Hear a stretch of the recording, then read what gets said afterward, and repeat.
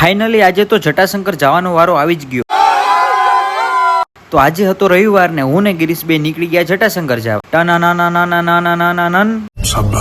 પછી ખાડાગઢ નો national highway cross કરીને અમે પૂગી ગયા સ્વર્ગમાં. આ નજારો જોવા માટે તો તમારે જુનાગઢ જ આવવું પડે. મારા પરમ મિત્ર છે ગિરીશભાઈ આજ તો કેમેરામેન હતા એટલે બધા એંગલ થી વિડીયો જોવા મળશે. પછી અમે પૂગી ગયા ભવનાથ મહાદેવના સાનિધ્યમાં. તમે બધાય પણ દર્શન કરી લ્યો અને બોલો હર હર મહાદેવ. આ અખાડામાં શિવરાત્રીના મેળામાં પગ મૂકવાની જગ્યા ના હોય. પછી અમે પૂગી ગયા રોપવે પાસે. અંદર પ્લાસ્ટિક લઈ જવાની મનાઈ હતી એટલે ગિરીશભાઈ આ જ માવો ખાઈ લીધો. પછી ચેકપોસ્ટ ઉપર ચેક થઈને અમે અંદર એન્ટર થઈ ગયા. ધીમે ધીમે વરસાદ આવતો હતો અને આનંદ પણ એટલો જ આવતો હતો. અહીંયા તો એવું વાતાવરણ હતું કે એમ થાય કે આ જ સ્વર્ગ છે. જેમ જેમ ઉપર જતા હતા એમ નજારો વધારે રોમાંચક થતો.